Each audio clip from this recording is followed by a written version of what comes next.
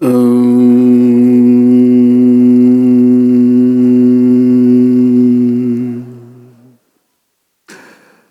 भारती को प्रणाम करता हूँ।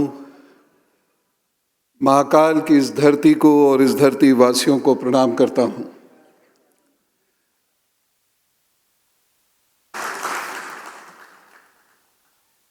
काशी से मेरा नाता ननिहाल का भी है, तो अपने जितने भी मेरे मामा मौसी यहाँ बैठे इन सबको प्रणाम करता हूँ। अग्रिम पंक्ति में सभी संत वृंदों को मेरा नमन।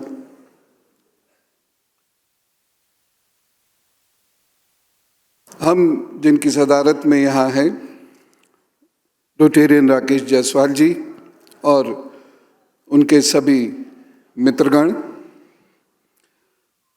हमारे अग्रज प्रेरणा स्रोत श्री हरिशंकर जैन साहब,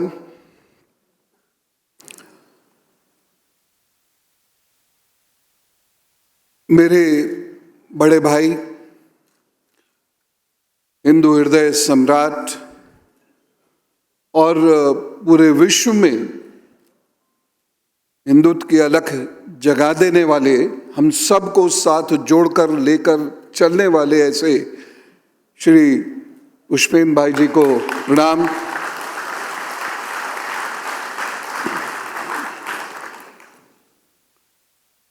जिनको अभी आपने सुना, जिनके अनुभव का लाभ लिया, ऐसे कर्नल RSN सिंह साहब, एक बेहद संजीदा व्यक्तित्व जिन्होंने जीवन में अपना संघर्ष कभी नहीं छोड़ा, ऐसे ज्ञानपुंज श्री सुशील पंडित जी,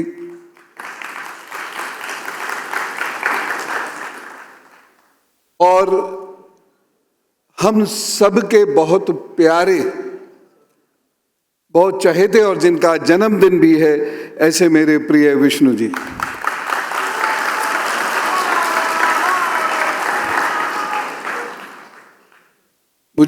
मैं उस दिन टेलीविजन पे लगातार था जब ये मुकदमा चल रहा था, और जब अंदर से ये घोषणा हुई बाबा मिल गए, तो मेरे मुंह से यखलक निकल पड़ा, विष्णु जी महादेव को ढूंढ लाए।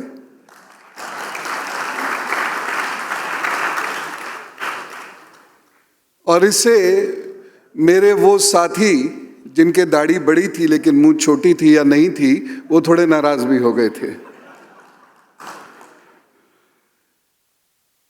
भारत का एक सपन देने वाले श्री नितिन जी, कर्मठ सुधीर जी, सुभाष जी, और जो चार नाम अब मैं लूँगा और आप सबसे अपेक्षा करूँगा, उनके लिए आपकी तालियां, आपकी करतल ध्वनि बजे। वो हैं सीता जी, मंजू जी, लक्ष्मी जी और रेखा जी।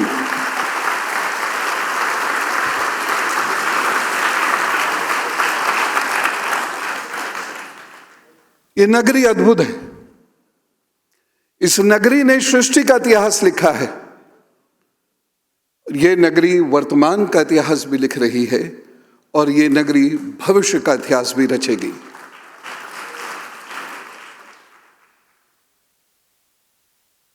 हमारी संस्कृति जितनी कुचली गई है, उतनी शायद विश्व की कोई और संस्कृति कुचली नहीं गई होगी। हमारी संस्कृति जितनी समृद्ध थी, उतनी शायद विश्व की कोई और संस्कृति समृद्ध नहीं रही होगी। लेकिन हमारी संस्कृति पर जो हमले हुए, सामान्यतः 712 से हमला हमें याद रहता है मोहम्मद बिन कासिम का, लेकिन ये हमले श्री कृष्ण के समय पर होने शुरू हो गए थे। काल यवन का नाम सबने सुना होगा।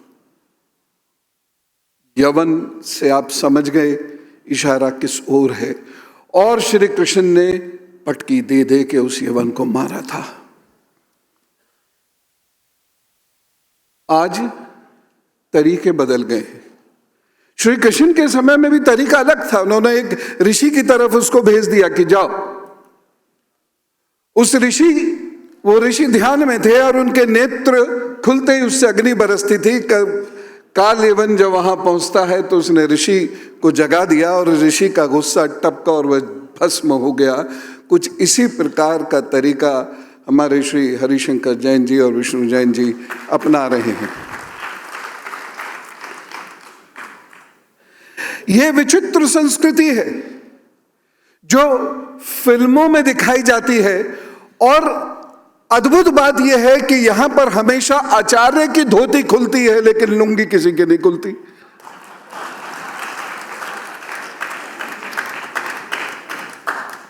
इतना पूर्वाग्रह। बाहर से लोग आते हैं तो थोड़ा डर के रहते हैं, जिसके घर में रहते हैं वो उनको आदर सम्मान देता है और वे उसके घर की इज्जत करते हैं, उसकी परंपराओं की इज्जत करते हैं। हमारे यहां बिल्कुल उल्टा हुआ। हमने इज्जत दी और वो हमारे सिर पर आकर बैठ गए। और एक तो ऐसा शहंशाह हुआ जिसका जबरदस्त महिमा मंडन किया गया और उसने हमारे सिरों की एक मीनार बना के रख दी और उसका नाम था अकबर। उसको महान कहा गया, उसको महान कहा गया जिसने लोगों को मारा और उनके जनेऊ इकट्ठे करे और बाद में उसको तौला। हमने उसको महान कहा जिसने हमारे ऋषियों को, संतों को परेशान किया। ये तो जब वो आखिर दौर में चला तो आखिर दौर में मुसलमान हो गया, नहीं तो ये वो शख्सियत थी जिसने भारत को कुचलने में कोई कसर नहीं छोड़ी। लेकिन भारत के लोग और महाराणा प्रताप, भामा शाह, इन सब लोगों ने उसको नाको चने चबवा दिए। हमारे लोग लिखते हैं कि राणा प्रताप हार गए थे, उसके लोग लिखते हैं कि राणा प्रताप हारे ही नहीं थे, राणा प्रताप पकड़ में ही नहीं आए थे। बताइए। हमारे लोग लिखते हैं कि पुरु अलेक्जेंडर से हार जाता है, और पुरु का जो इतिहास और अलेक्जेंडर का जो इतिहासकार है हेरोडोटस, वो लिखता है युद्ध ही नहीं हुआ था। कैसा विचित्र देश। और इस देश को जगाने के लिए जो कार्य किया है लोगों ने, महान है वो लोग। और जो आज भी जो कार्य कर रहे हैं, महान है ये लोग। और इन लोगों के लिए करतल ध्वनि होनी चाहिए।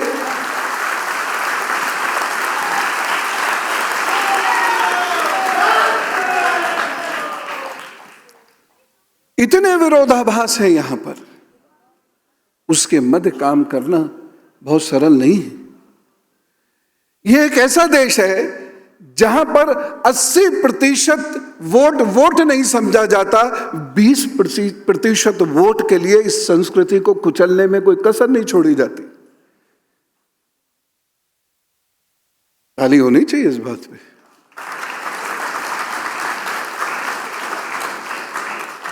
और यहीं से जो अभी कर्नल साहब कह भी रहे थे, और आज उन्होंने इशारा नहीं किया बल्कि पूरा दरवाजा खोल कर दिखाया हमको, कि जो उन्होंने बात कही वो यही बात है।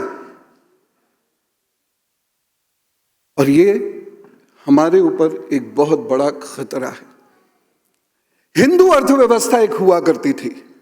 देखिए, जब हम बात करते हैं हिंदू राष्ट्र की, या जब हम बात करते हैं हिंदू राज्य की, तो उसकी समस्त व्यवस्थाओं को देखना पड़ेगा, चाहे वो धार्मिक व्यवस्थाएं हों, चाहे आध्यात्मिक व्यवस्थाएं हों, चाहे आर्थिक व्यवस्थाएं हों, चाहे वो राजनीतिक व्यवस्थाएं हों।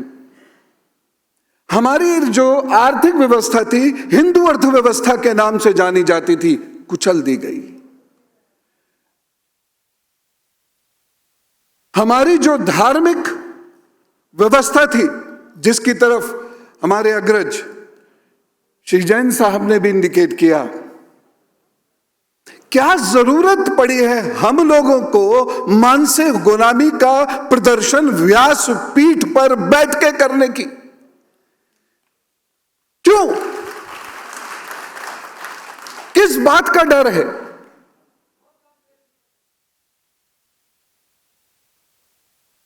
पीछे से कमेंट बहुत शुद्ध आ रहे हैं।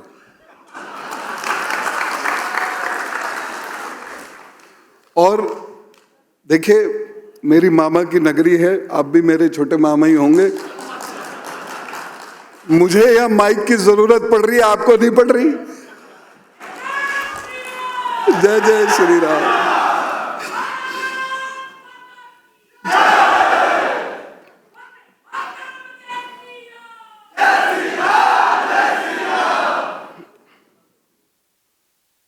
मैला ढोना एक प्रथा थी और उसका इल्जाम हम पर लगाया जाता है, लेकिन मैला ढोना, इसका इल्जाम अकबर के सर लगाना चाहिए। जिन लोगों ने अकबर के सामने झुकना मंजूर नहीं किया, अपने धर्म को बेचना स्वीकार नहीं किया, दूसरे धर्म की दास्ता को स्वीकार नहीं किया, अकबर ने उनके सर पर मैला रख दिया कि इसे ढो, या तो मुसलमान बनो नहीं तो ये ढोना पड़ेगा। उन्होंने मैला ढोया जनाब, लेकिन अकबर की दास्ता को स्वीकार नहीं किया। इस देश में ऐसे वीर हैं और उनका नाम नहीं जानते हम, बस प्रणाम करना चाहिए हमें। किन किन लोगों के नाम लें? अगर हम मध्यकाल की बात करते हैं तो कासिम है, गजनवी है और औरंगजेब है। औरंगजेब के बारे में मैं एक बात कहना चाहूंगा, और वो ये है, गजब का बेवकूफ आदमी था। उससे बड़ा बेवकूफ इतिहास में ढूंढने नहीं मिलेगा आपको। जिसने हमारा मंदिर तोड़ा, निशान रहने दिए, और वही ढूंढ रहा है आप लोग। सही, सुल्तान कहीं ऐसा होता है? अगर दुश्मन देश में घुसना भी हो और निशान भी ना छोड़ना हो, तो ये माननीय प्रधानमंत्री नरेंद्र मोदी से सीखे कोई।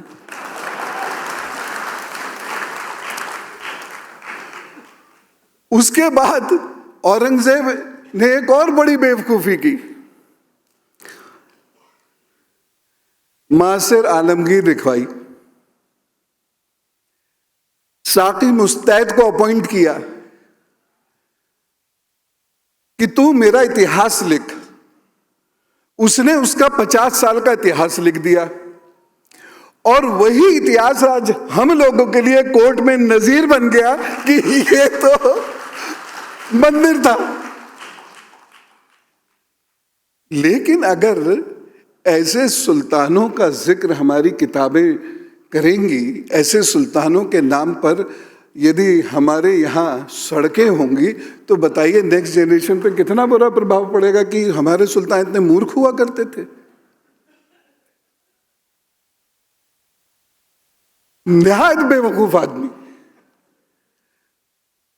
मारता किसे है? सबसे पहले तो अपने भाइयों को निपटाता है, और उसके फॉलोअर्स कहते हैं कि राम जी कल्पना है जो अपने भाइयों को प्यार करते हैं। जिनके एक भाई भरत जी गद्दी ठुकरा देते हैं, राम जी की खड़ाऊ रखकर उनके नाम पर शासन चलाते हैं, उस देश के राम को कल्पना कहता।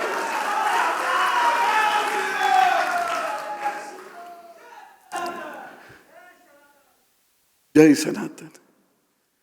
ये भारत है। अभी कुछ दिनों पहले एक चैनल है इंडिया न्यूज, उस पर डिबेट हो रही थी। वो किसी पाकिस्तानी को पकड़ रहा है, हैदर को। अब सामने पाकिस्तानी हो तो लो ब्लड प्रेशर हाई वैसे ही हो जाता है, हमें भी गुस्सा आ जाता है। बहुत रेयर ही आता है, लेकिन अगर आता है तो उसे देखकर आता है। और ये चीज हमको कर्नल सिंह साहब ने सिखाई। वो कहता है हमने तुम्हारे ऊपर सदियों तक राज किया,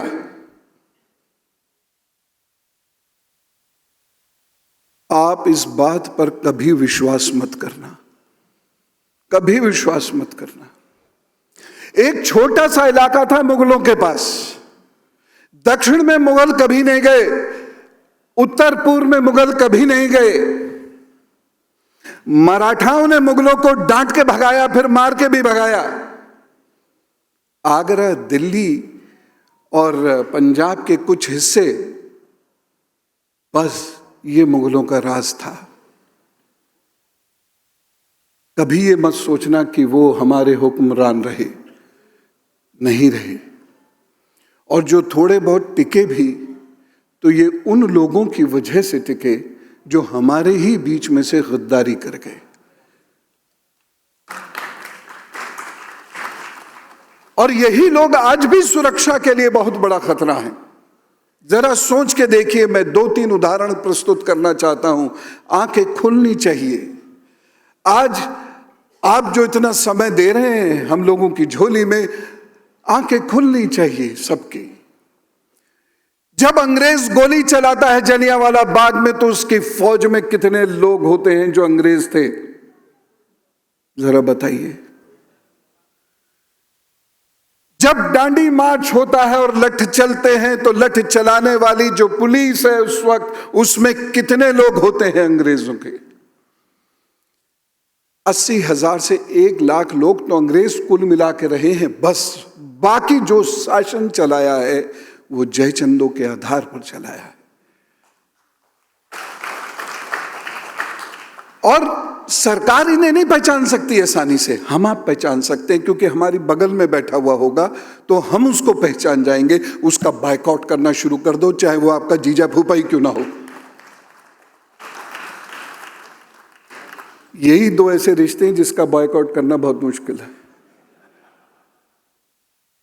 करो, लेकिन जिस दिन ये 2 लोग, एक तो डरने ही लगे हैं, इतने ही बहुत थे उनके लिए, और दूसरी तरफ जिस दिन ये वाले जयचंद और डरने लग जाएंगे, तो जो अभी जैन साहब ने कहा था ना, हिंदू राष्ट्र स्थापित होने की बात, वो हो जाएगी।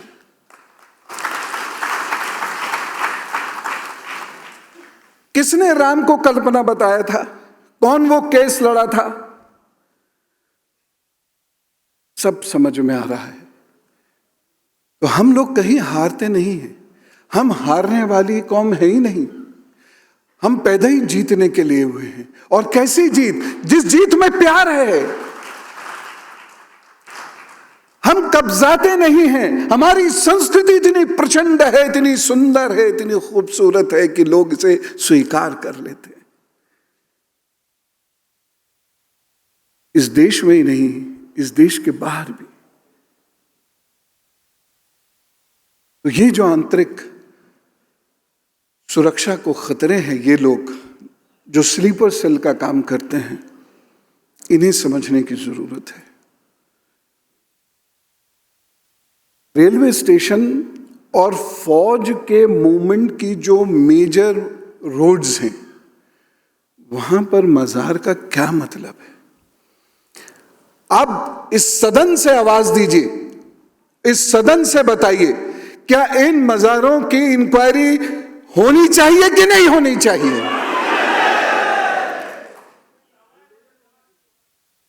बुलडोजर चलना चाहिए। पता ही नहीं नीचे कौन आके लेट गया।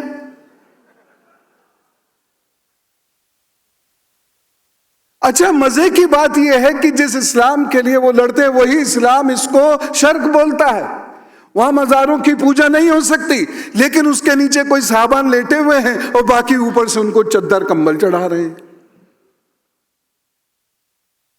इस्लाम के भी नहीं हुए भाई। ये अजीब सी बात है। जी मामा, बिल्कुल। और ये जो मज़ारे हैं, ये आपको ज्यादातर कुछ स्ट्रेटेजिक लोकेशंस पर मिलेंगी। प्रोफेसर सविता पांडे जी की एक रिसर्च है, अब तो वह नहीं रही इस दुनिया में, जेएनयू में उन्होंने रिसर्च की थी राजस्थान के मज़ारों पर। काश कि आप उस रिसर्च को पढ़ें। समझ में आएगा कि किस तरीके से जो जो हमारे मेन पॉइंट्स हैं, जहां से हमारी फौजें किसी अटैक को डिफाई करने के लिए जाएंगी, वहां सब जगह ये चीजें मौजूद हैं, ऐसा उनकी रिसर्च ने कहा। सोचने की बात है। वो पाकिस्तानी हमको समझा रहा था कि हम असहिष्णु हैं। मैंने उनसे कहा कि जब देश आजाद हुआ था हमारा, तो तुम्हारे यहां 428 बड़े मंदिर थे, आज कुल 20 हैं, जिसमें अकेले सिंध में 11 हैं।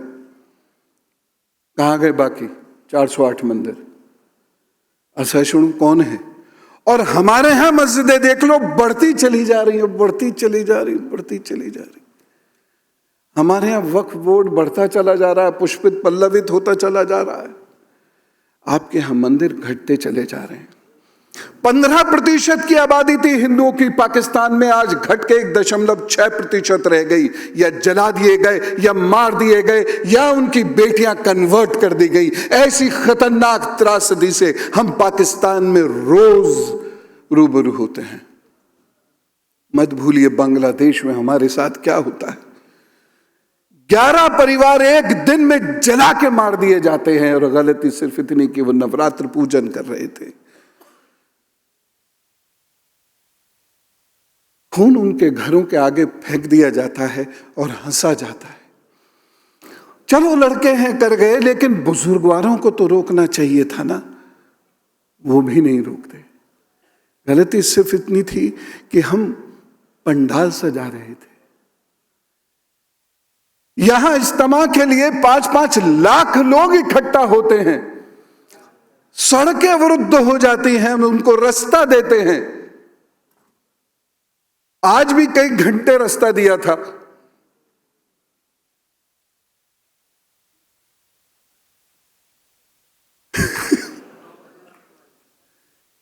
लेकिन असहिष्णुता जहां है, समस्या क्या है?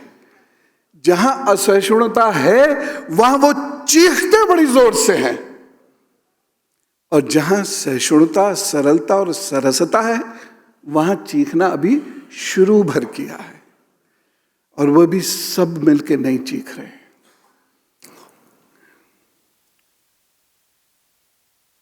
एक और बात मैं आपको बताना चाहूंगा, और इसके लिए आपको ही काम करना पड़ेगा। धीरे धीरे धीरे धीरे हिंदुओं को अलग किया जा रहा है। एक विशेष वर्ग है, उसको भड़काया जा रहा है, कन्वर्जन कराया जा रहा है, और उनको ये समझ में आ गया है कि इस्लाम में कन्वर्जन नहीं करा सकते। अब बाबा जी यहां पर हैं, योगी जी यहां पर हैं, दादाजी वहां पर हैं, मोटा भाई भी वहीं बैठे हुए हैं लुटियन जोन में, तो वहां तो अब मुश्किल हो गया है। तो उन्होंने एक नया कार्य शुरू किया, बुद्धिज्म में परिवर्तन करना। देखिए, भगवान बुद्ध हमारे भगवान हैं, आप उनकी उपासना करना शुरू कर दीजिए। ये तो धरती भगवान बुद्ध की धरती है, उनकी उपासना करना शुरू कर दीजिए। लेकिन समस्या ये होती है कि जब आप 15,000 लोगों को लेकर एक ऐसी शर्मनाक शपथ लेते हैं, तब समझ में आता है कि मंसूबे कुछ और हैं। भगवान बुद्ध की उपासना भारत में कौन मना करेगा? भगवान बुद्ध के उद्देश्यों पे चलना किसे नहीं पसंद होगा? भगवान बुद्ध वो अहिंसा के पुजारी व्यक्तित्व हैं, जिनकी राह पर चलकर पूरे विश्व में शांति हो सकती है। भगवान बुद्ध ने तो कभी ऐसा नहीं किया। वह तो उपनिषद पाठी हैं, उपनिषद पढ़े। उनके 2 गुरुओं में से एक गुरु अनारा कलम जी, वह तो ब्राह्मण हैं। उनमें तो यह भाव ही नहीं था कभी। बाबा साहब की भी मैं बात करता हूं तो उनकी पत्नी ब्राह्मण है, उनमें भी ऐसा कोई भाव नहीं था। 50,000 पुस्तक पढ़ ले जो व्यक्ति, सोचिए उसके दिमाग की कितनी महान अवस्था और स्थिति होगी। लेकिन ये कौन लोग हैं फिर?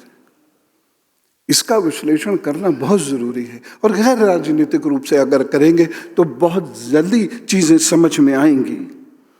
इसीलिए अगर आप मुझसे ये पूछते हैं कि सॉल्यूशन क्या है, तो सबसे पहला सॉल्यूशन यही है मेरी तरफ से कि अपने भीतर बैठे लोग, अपने समाज में घुसे वो लोग जो भारत के साथ, भारत के धर्म के साथ द्रोह करते हैं, उन्हें पहचानिए और उनका सोशल बायकॉट कर दीजिए।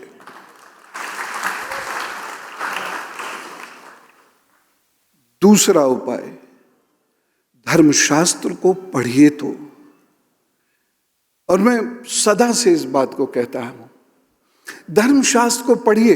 जिस दिन धर्मशास्त्र को पढ़कर उसका पालन करने लगेंगे हम लोग, पूरी दुनिया हमारा मजाक उड़ाना बंद कर देगी। प्रशांत भूषण जी का वह स्टेटमेंट आपको नहीं याद है जिसमें उन्होंने श्री कृष्ण जी को रोमियो कहा था? हम तो बिड़ गए थे टीवी पे। लेकिन कहीं ना कहीं गलती हम भी करते हैं, कहीं ना कहीं यह गलती हमें भी अपने से दूर करनी पड़ेगी। अपने धर्म को पढ़ना होगा, और साथ ही साथ हमें लगातार यह प्रयत्न करना होगा एक निजी स्तर पर, और दूसरा सब लोगों को मिलजुल कर संवेद स्तर पर, कि इतिहास की पुस्तकें सही रूप से पुनः लिखी जाए।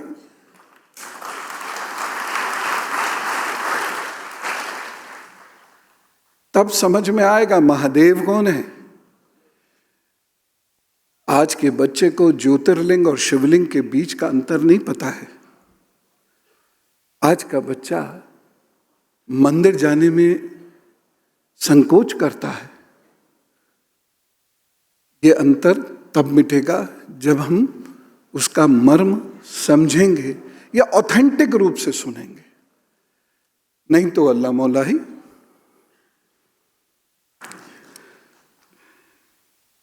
एक और बात बताऊं, आंतरिक सुरक्षा की बात आती है तो हमारी उंगली सीधी पाकिस्तान पर उठती है।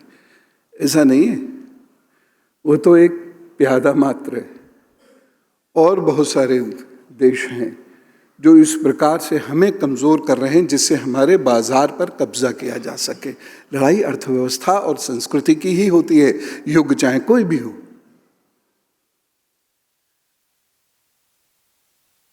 अगली बात जो मैं कहना चाहूंगा वो ये है कि अपने घर में धार्मिक माहौल उत्पन्न कीजिए, जिससे बच्चों को ये लगे कि जो धर्म हमारे माता पिता मानते हैं वह वास्तव में मानने योग्य है।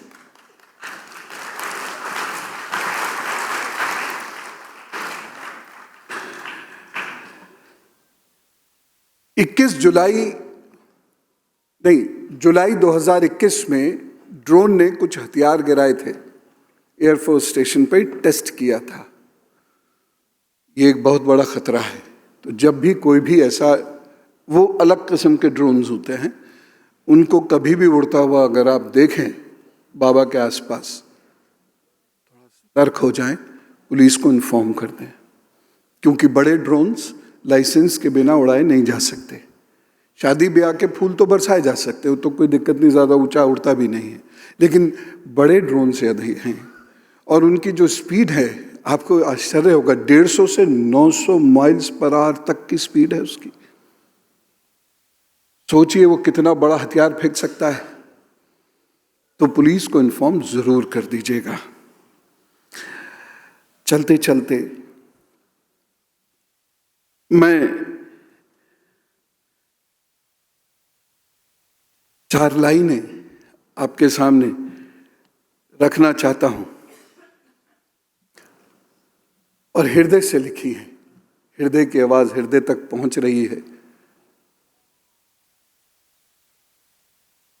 अपना इतिहास, थोड़ा ध्यान से सुनिएगा, अपना इतिहास पन्नों में छिपने ना दो। अपना इतिहास पन्नों में छिपने ना दो। अपनी दास्ताने धूल में मिलने न दो। अपना इतिहास पन्नों में छिपने न दो, अपनी दास्ताने धूल में मिलने न दो। तुम महाकाल की संतानें हो, काल के कपाल पर अपना नाम मिटने न दो।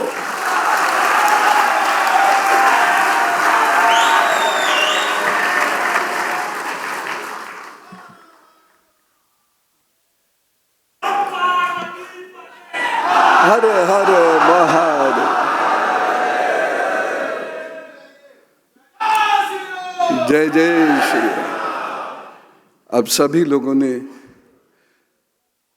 मुझे समय दिया, इसके लिए मैं अनुग्रहित हूँ। आयोजकों का विशेष रूप से अनुग्रहित हूँ। आसान नहीं होता इतना बड़ा आयोजन करना, लेकिन उन सब लोगों ने ऐसा किया, इसके लिए उनको हृदय से बहुत साधुवाद। और फिर से उन 4 महान स्त्रियों को, श्री हरिशंकर जैन जी को, विष्णु भैया को, कर्नल RS सिंह साहब को,